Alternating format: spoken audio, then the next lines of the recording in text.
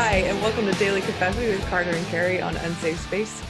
Today is Wednesday, October 30th, and we are happy that you can join us. It is a rainy day here in Texas. What's it like there? Carter, you have power. If it were rainy, I think most of California would be happy right now, but it is not. No, we have power, though. That's good. So we have power, apparently. The weather wasn't as bad as they thought. But I don't know. I wasted a lot of time like prepping and because you don't know. They don't really. We thought we were going to lose power last night, but we didn't. I still find it crazy that this is happening, but we don't have to dwell on it like we did. Well, actually, so I yesterday had some ideas, but I hadn't done any research, and I started to do a little bit of research, and then one of our viewers reached out to me with more information, and I'm actually going to talk to him this evening and make a little segment about what the problem in California actually is. And it's once he explained it to me, it wasn't actually that surprising. It makes total sense. But I'll wait for the big reveal. I'll do a little segment tonight and then hopefully even put it up tonight, but maybe it'll be tomorrow morning by the time I get it up. But we'll do a little analysis of California. Cool. The electrical problems. So. Well, I look forward to understanding it better. Yes, because I know it's exactly the type of thing where your eyes don't glaze over. Are you being serious? No. I was going to say. You'll be like, 5 minutes in, we're like, boom. I don't. It's not the episode for you, Keri, but that's okay. You know me very well, Carter. Yes.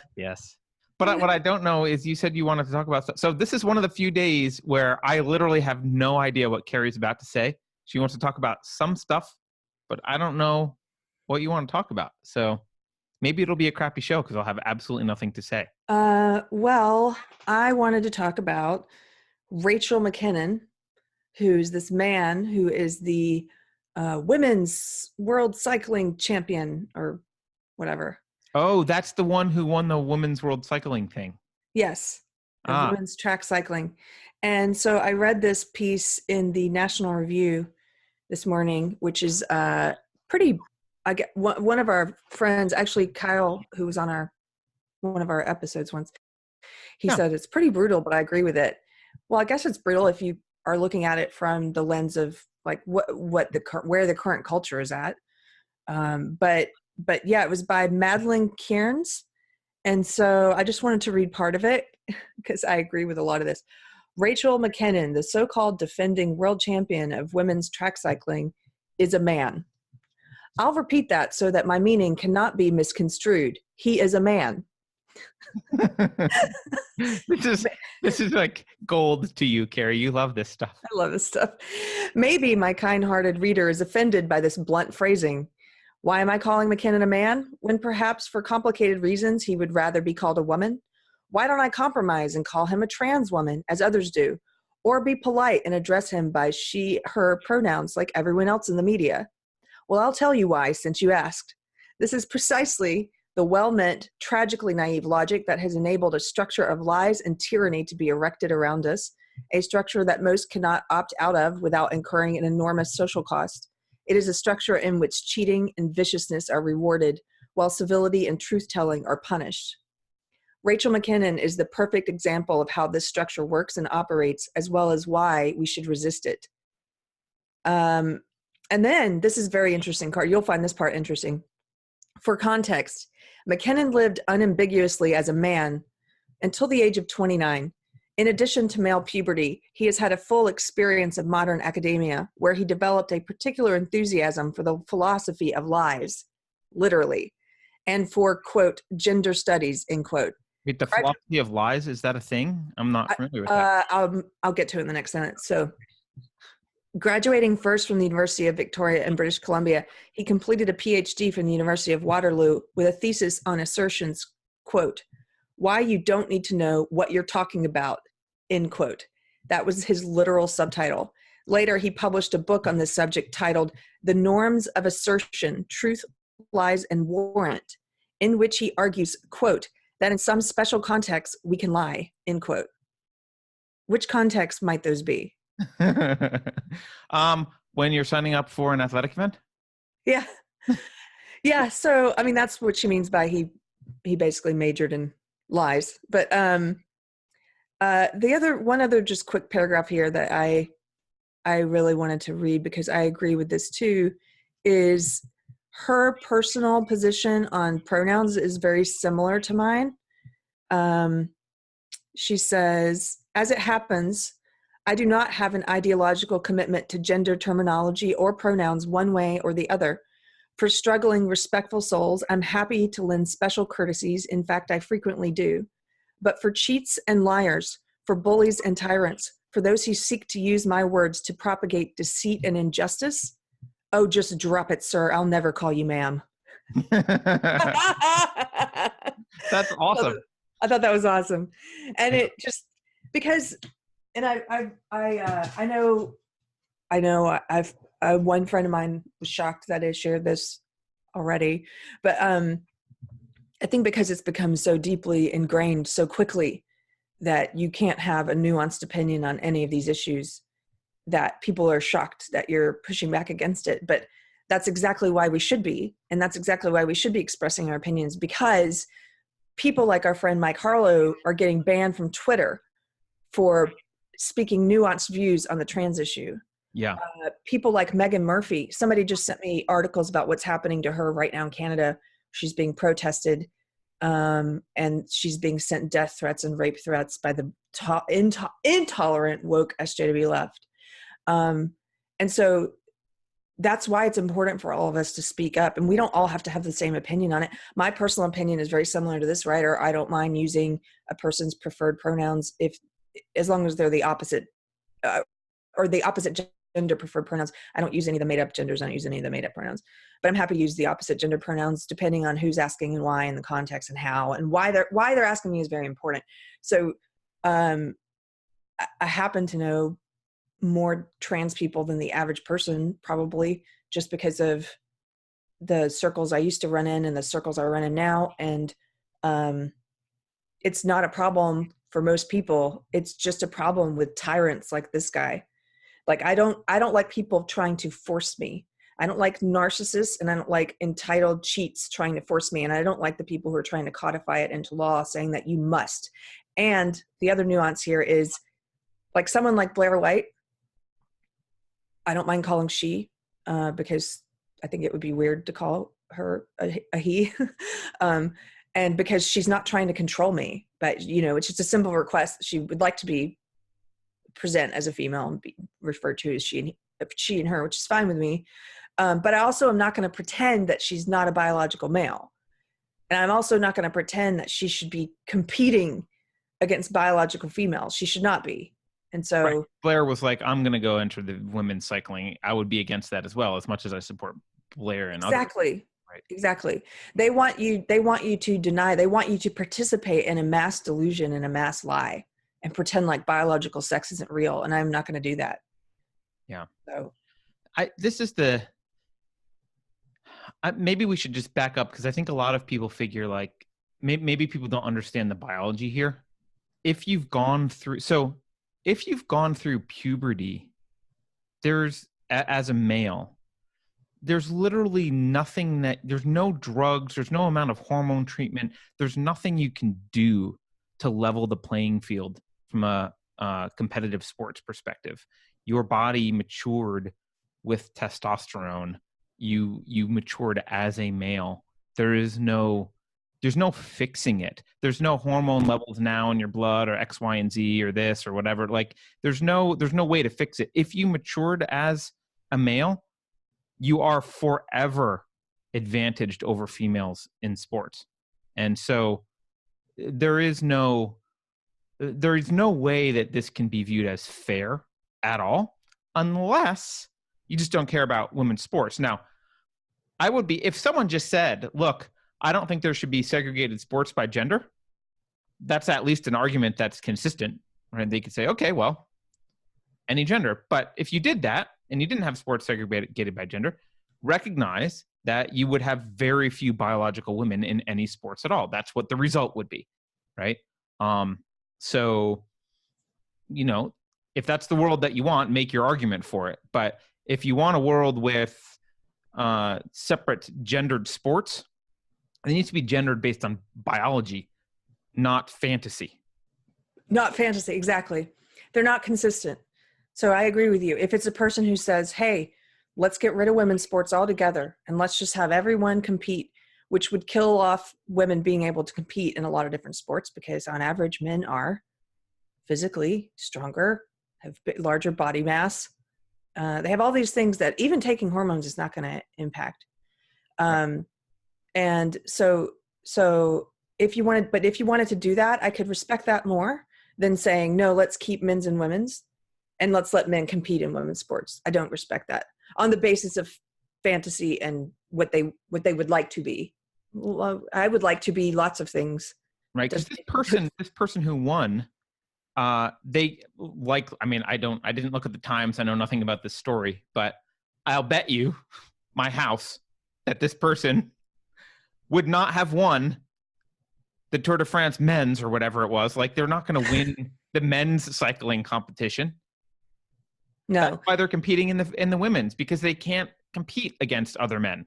What kind of narcissist entitled person do you have to be happy with this kind of a cheating? Who wants to win based on cheating? What kind of person is that? It's very strange to me. Yeah, well, it's someone without. So this is the thing. If you have, there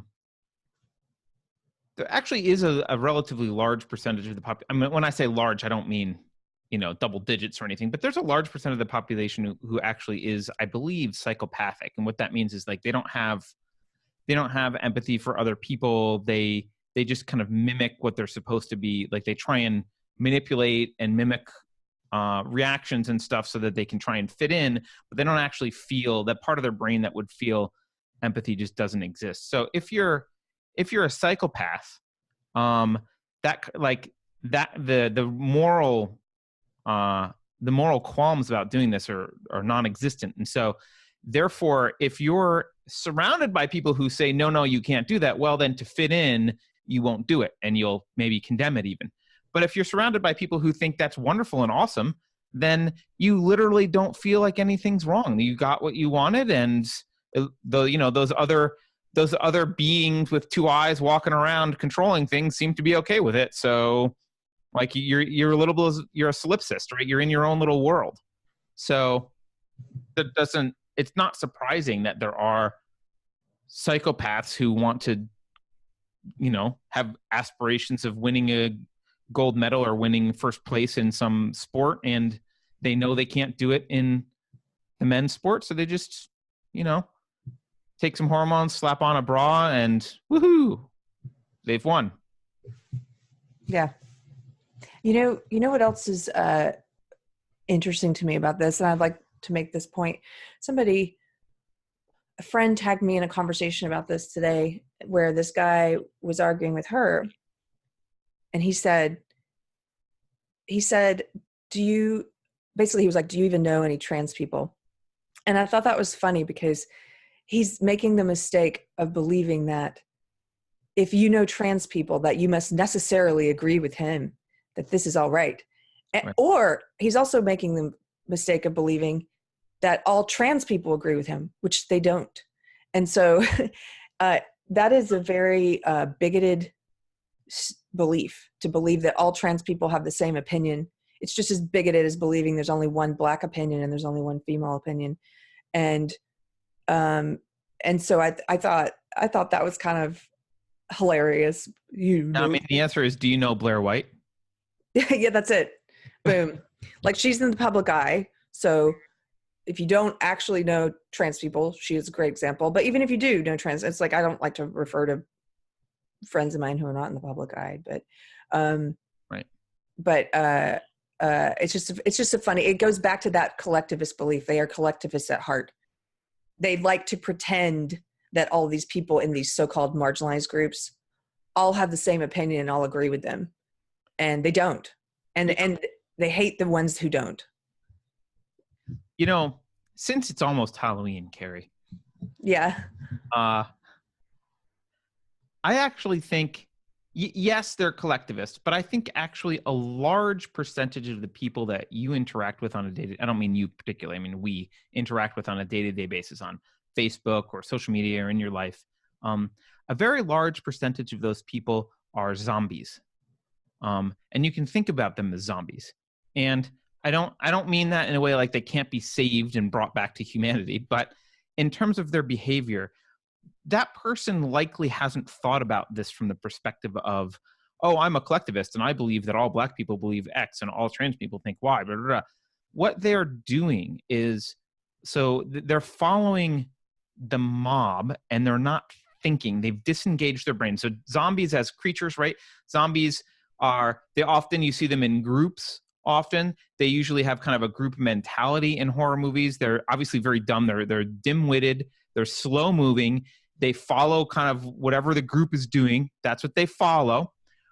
They eat brains, which is a beautiful metaphor for eating reason and logic, right? They literally are hungry to destroy your logic and reason. And if they do, what happens to you? You can become a zombie theoretically, right? If they bite you trying to kill your reason, you could become one of them. And so a lot of these people, they actually are. I really think zombies were probably an intentional metaphor for this kind of mass public stupidity that you see. And it's not that these people have low IQ, it's that they're not thinking about these issues at all, and they're looking around them. And that guy on Facebook is likely seeing, well, that's what everyone says. Like, this is the thing to say. The thing to do is to support this. And if you don't support this, it must mean you're the enemy. There's no other, like, that's what I've been told. That's what the zombie crowd says, right? Like, that's what he's doing. I absolutely agree. They are unthinking. So I have my own personal opinions about, which preferred pronouns I'll use and in what context. And, I've expressed those. And I have all manner of friends who have thought this through, who have taken the time to think it through. And they have differing opinions all across the spectrum of what they will or will not say. And that's fine. We can all have different opinions on it and different opinions on our personal behavior and what we're willing to do, right? That's fine. But SJWs haven't thought it through. They don't actually, and I can say this as someone who used to be an SJW, in general, in my experience and in watching other SJWs, they don't actually think through issues. They don't actually come to personal positions on their own. They wait to see what the mob is doing, what the mob response is, what is the correct thing to say, even if what is correct is not logically consistent. Like we pointed out, it's not. I don't respect the point of view that we should have separate sports, but then let men compete in one of those sports. So but that it doesn't matter. That's not logically consistent. This is what the tribe is saying, therefore that's what they will say. It's not a personally thought out position. Right. And if you do try and introduce logic or thinking, they need to eat your brain. They need to like seek that out and destroy it, because that's the threat. Right. Yes. And the people who aren't thinking, actually, they can just go bite them and get them to join them because they'll be zombies. But the people who are actually thinking are mortal enemies here. And maybe you and I disagree about this, Keri, but I actually wouldn't use the term social justice warriors for those zombies. I don't think they think of themselves in terms of social justice, in terms of social, like some of them do, absolutely, right? But I think a lot of those people they're just regular people who don't think about this stuff, and they're caught up in a culture of zombies. Maybe some of those people, those leaders, are social justice warriors starting the movement in their town or whatever it is, but they're just looking around at their neighbors and colleagues and kind of their followers. This is what I'm doing. Where I'm doing this thing. But if someone came up to them and said, social justice warriors believe X, Y, Z, and isn't this bad? They might say, yeah, that's bad. I'm not one of those, right? But I'll follow the mob. If we're gonna go all attack someone, that's what I'll do too, because I'm a zombie. Yeah. Well, they've certainly bought into social justice tenets. They bought into some of the beliefs, but this goes back to the useful tools and the bad faith actors. Like a lot of these people are useful tools, and because our empathy has been weaponized, where they're like, oh, you must use these preferred pronouns, you must be, in order not to offend. And people are like, oh, well, I'm empathetic, and therefore, you know, and if you care, then you will use these.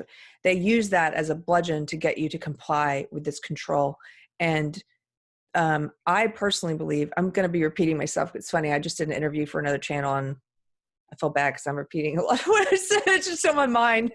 But I believe that we should start, because they engage in projection all the time. I think we should start throwing the spotlight on that projection and turning it back on them, because it's like, you must use this in order not to offend. It's like, do you know what I find offensive?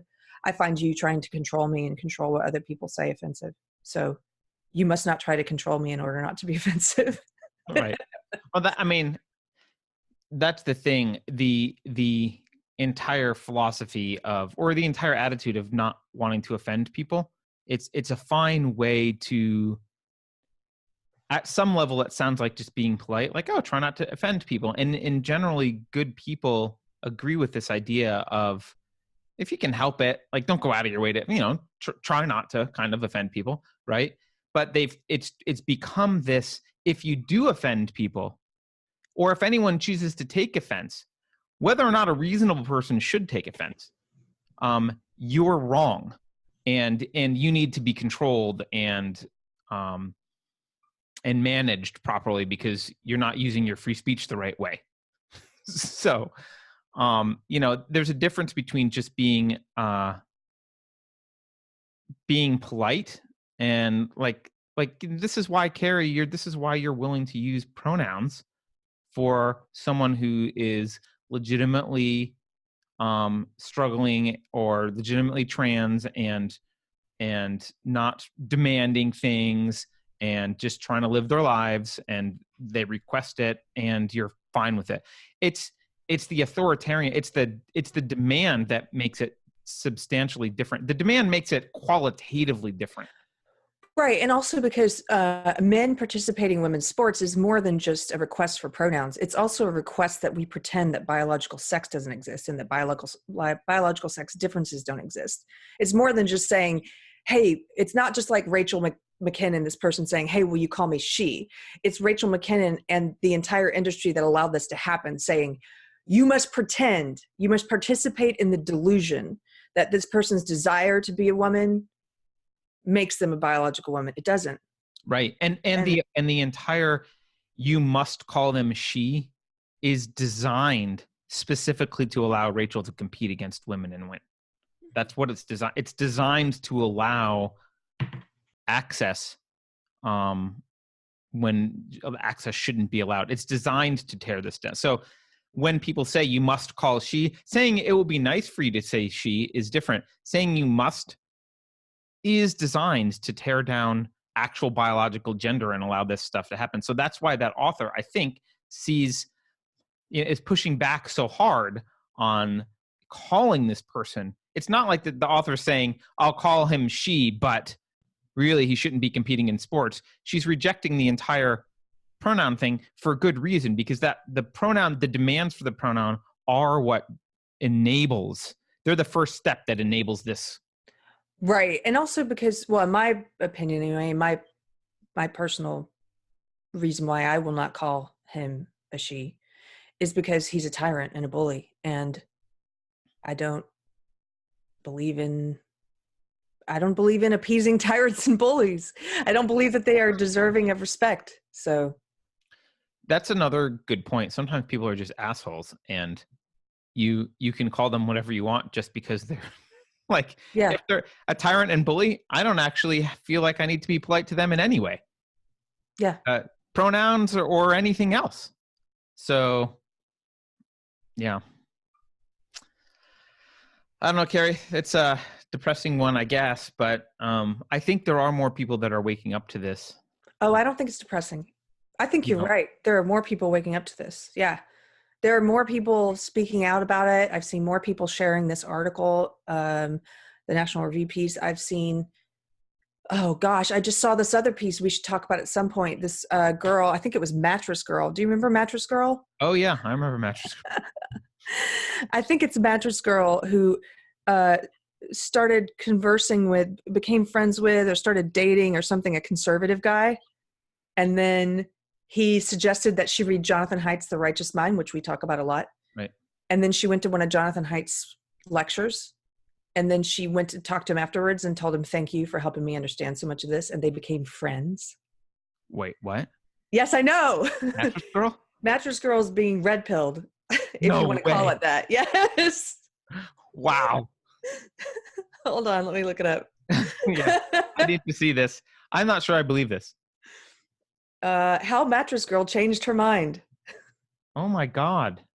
Yeah, and so I mean, I don't this term red pilled I don't necessarily really like because it means all kinds of different things, and people use it about me, meaning that I've become a right winger, which I haven't. But if you use it simply in the terms of becoming a little bit unwoke, that's what's happening to her. So, the New York Magazine's The Cut published an article titled "Did Emma Sulkowicz Get Red Pilled?" Yeah, I'm looking at it now. It just came out the other day. Yeah. Wow. The story chronicles the political awakening of 27-year-old Sulkowicz, who became famous in 2014 for dragging her mattress around Columbia University's campus to protest the university's handling of her alleged sexual assault. Which was a lie, just to be clear. Right. She now listens to Jordan Peterson.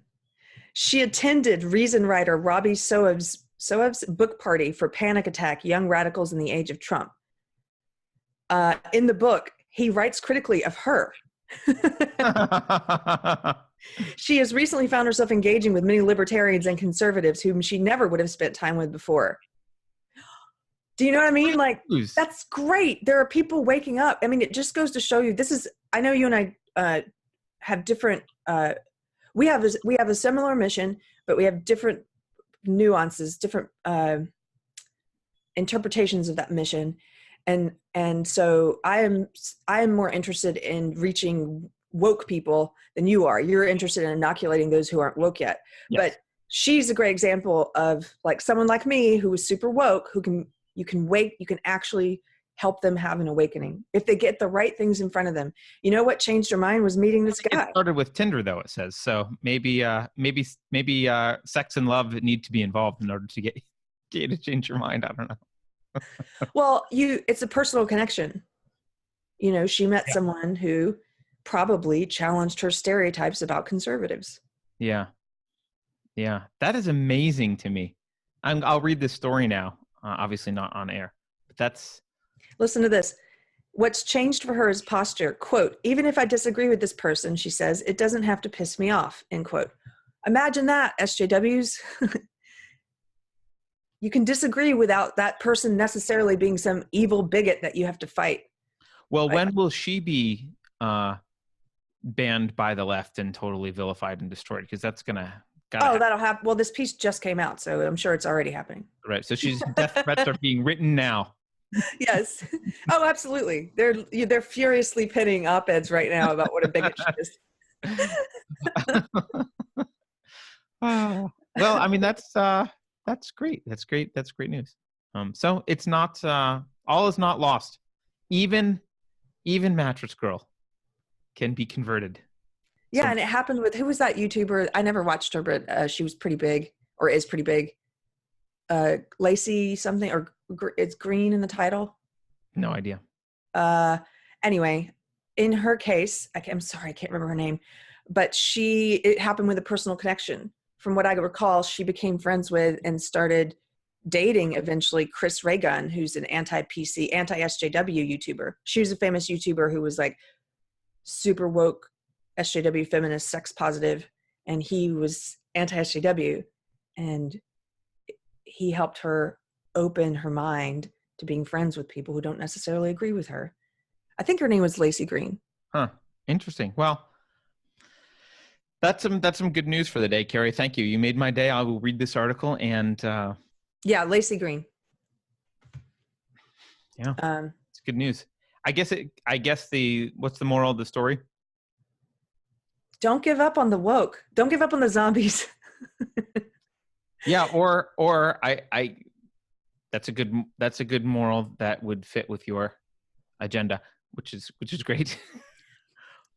Mine would just be, don't hide your views, right? Like don't like, a lot of people shut up around everyone else because they're afraid of being vilified. And a lot of times you're friends with, like, I guarantee a lot of you woke leftists, not that any of woke leftists watch, but a lot of people who are those zombies are friends with people who massively disagree. Those people just keep their mouth shut because they're cowards. They're afraid. Well, they're not necessarily cowards. They may actually be worried for legitimate reason, losing their job or whatever. But a lot of people keep their mouth shut because you're afraid.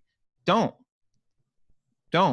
At least voice some protest and, give it a shot.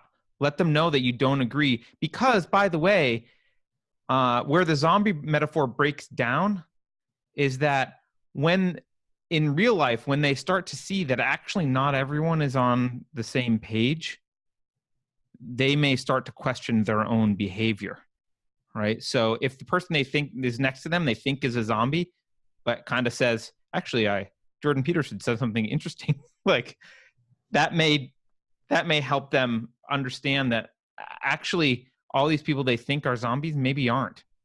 Yeah, it's like coming out as gay. Okay, back when coming out was now it's not a big deal, right? But back when it was a big deal and people were changing minds about what gay people were like just because it's like, hey, you may not have known this, but I am a gay person. It's like, oh, but I know and love you. Yes. And Right, so exactly. Oh, wait a minute. Yeah. Yeah. And so now it's that way about wrong thinkers, right? Like it's actually a big deal to come out as a wrong thinker now, as opposed to being gay.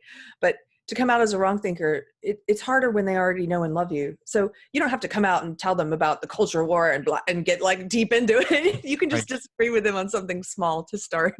You can push back on little things and be like, well, that's not how I understand that issue, and have a conversation.